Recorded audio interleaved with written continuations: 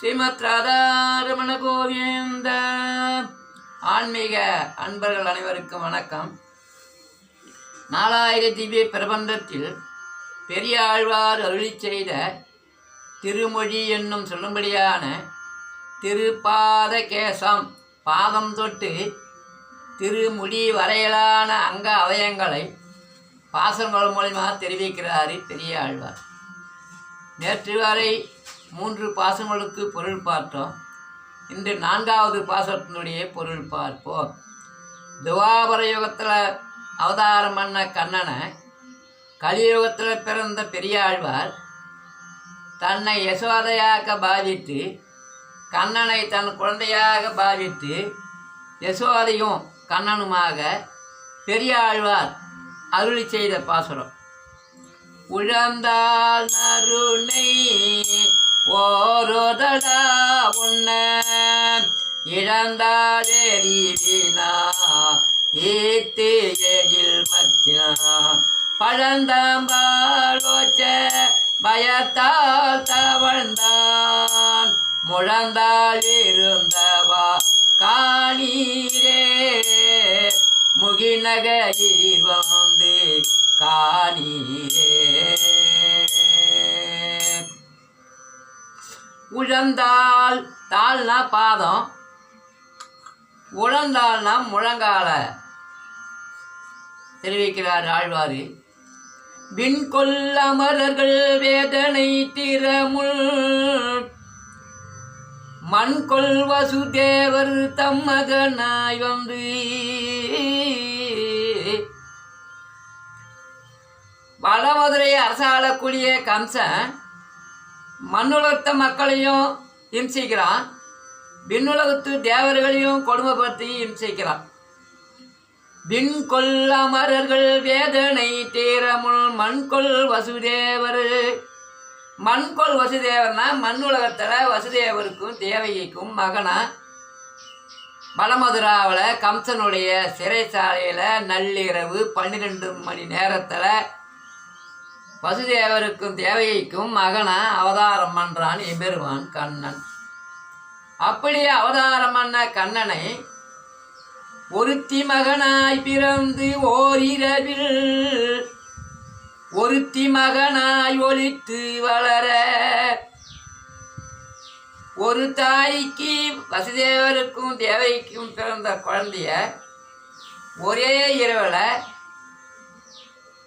யமுனை நதியை கடந்து திருவாய்ப்பாடி நந்தகோபுர மனையில் கண்ணனை யசோதை வீட்டில் கண்ணனை விட்டுட்டு வர்றாரு வசுதேவர். அங்கே நாளொரு மேனியும் பொழுதொரு வண்ணமாக கண்ணன் வளர்றான். அந்த இரவோடு இரவாக வந்த கண்ணனை திருவாய்ப்பாடி மக்கள்லாம் வந்து பார்க்குறாங்க. பார்க்க வரவங்கெல்லாம் அப்பா மாதிரி இருக்கிறான். இப்போ ஒரு வீட்டில் குழந்தை பிறந்ததுன்னா அது பல பேர் உறவினர்லாம் பார்க்க வருவாங்க. அப்பா மாதிரி இருக்கிறான், மாமன் மாதிரி இருக்கிறான், அத்தை மாதிரி இருக்கிறான், சித்தப்பா மாதிரி இருக்கிறான், பெரியப்பா மாதிரி இருக்கிறான், தாத்தா மாதிரி இருக்கிறான், அவங்க ஒரு கற்பனையில் சொல்லுவாங்க. அது மாதிரி இந்த கண்ணன் திருவாய்ப்பாடியில் கண்ணன் வளர்றான். வளர்ற கண்ணனை திருவாய்ப்பாடி மக்கள்லாம் வராங்க, ஒவ்வொருத்தராக பார்க்குறாங்க. அங்கே அவங்க வந்து பாருங்கன்னு ஆழ்வார் தெரிவிக்கிறாரு.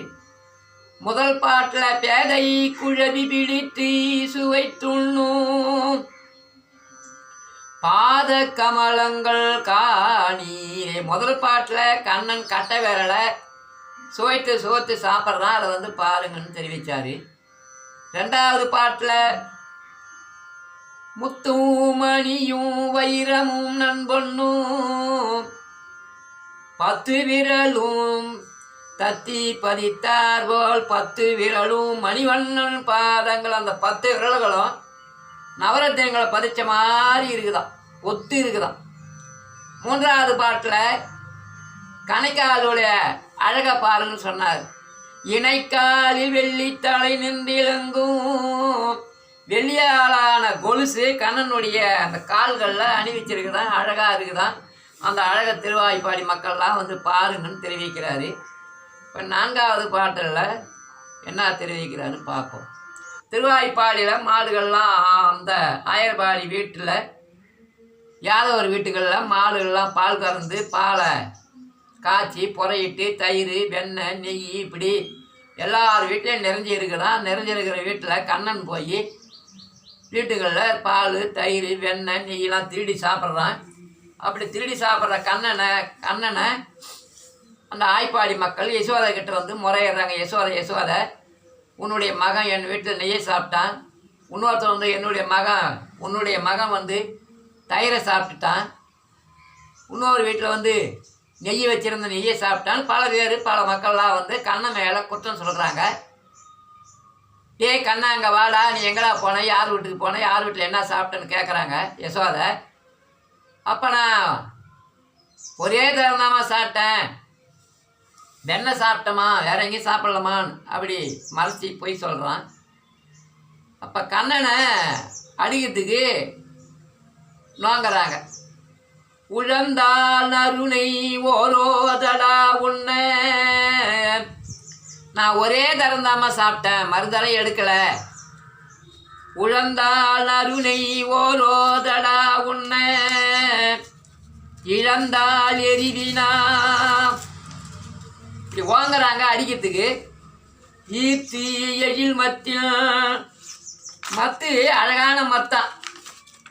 இழந்தால் எரிவினா ஈர்த்தி எழில் மத்தில்.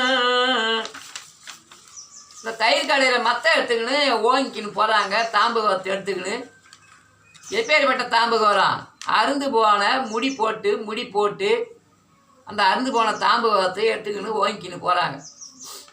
இழந்தால் எரிவினா ஈர்த்தி எழில் மத்தில் பழந்தாம்பாலோச்ச. தாம்புனா புது தாம்பு இருக்குது, பழசம் இருக்குது. பழைய தாம்புக்கு அருந்து போன கைத்த முடி போட்டு எடுத்துகிட்டு போய் கண்ணனை உரலில் கட்டுறதுக்காக யசோதை போகிறாங்களாம். இதை மதுரகவி ஆழ்வார் தெரிவிக்கிறார். கண்ணினுள் சிறு தாம்பினால், கண்ணின்னா முடிச்சு, கண்ணினா மதில் கட்டுறது. அப்போ சிறு தாம்புனா துண்டாக அருந்து போன தாம்பு வரும்னு தெரிவிக்கிறாரு மதுரகவி ஆழ்வார். கண்ணினுள் சிறு தாம்பினால் கட்டுறதுக்காக எடுத்து போகிறான்னு தெரிவிக்கிறாரு. அடுத்த நம்மாழ்வார் தெரிவிக்கிறாரு. பத்துடை அடியவர்க்கு எளியவன் பிறர்களுக்கு அரிய வித்தகன், மத்துரு கடைவெண்ணெய் களவெனில் உறைவிடை யாப்புண்டு, எத்திரம் உரளினோர் இணைந்திருந்தேங்கிய எளிய எபெருமான் நாராயணன் தான் கண்ணனா வந்திருக்கிறான். அவனை கட்டுறதுக்கு யாராலும் முடியாது. அது மாதிரி தன் தாய்க்காக கட்டுப்பட்டு நின்றான் தெரிவிக்கிறார். திருமங்கையாழ்வார் உரியாந்த நறுவெண்ணை ஒளியால் சென்று அங்குன்னா முதலிடத்தில் நடந்த கதை இது. அங்குன்னு தெரிவிக்கிறார். உரியில தான் பால் தயிர் வெண்ணெயெல்லாம் அந்த காலத்தில் வச்சுருப்பாங்க. அப்படி அந்த பால் தயிர் வெண்ணெயெல்லாம் திருடி சாப்பிட்ட கண்ணனை விளக்கு எடுத்துக்கின்னு யசோதை தேடி வராங்களாம். உரியாந்த நறுவெண்ணெய் ஒளியால் சென்று தீபத்தை இருட்டு, தீபத்தில் ஒளிய வெண்ணெய் தூய்மையான வெண்ணெயில் விளக்கு ஏற்றிட்டு விளக்கு எரிச்சிட்டு தேடி வராங்களாம் கண்ணனை. உரிய அந்த வெண்ணெய் ஒளியால் சென்று உண்டானை கண்டு ஆச்சி உரலோடார்க்க, உரலில் கட்டுறதாக தேடி வராங்களாம் கண்ணன். திருமங்க தெரிவிக்கிறாரு. குலசேகர பெருமாள் முழுதும் வெண்ணெய் அலைந்தொட்டு உண்ணும், முகிலம் சிறு தாமரை கையும்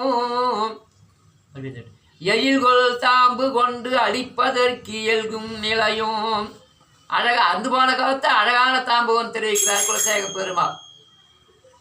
எழில்கொள் தாம்பு கொண்டு அடிப்பதற்கும் எல்கும் நிலையும். வாடா வாடா அடிக்கிறேன் பாடுறா, வீடா போய் பார்த்து திருடி கண்ணனெல்லாம் சாப்பிட்டு வர வாடான்னு சொல்லிட்டு மத்து எடுத்துன்னு ஓங்கின்னு போகிற மாதிரி தெரிவிக்கிறார் குலசேகர பெருமாள்.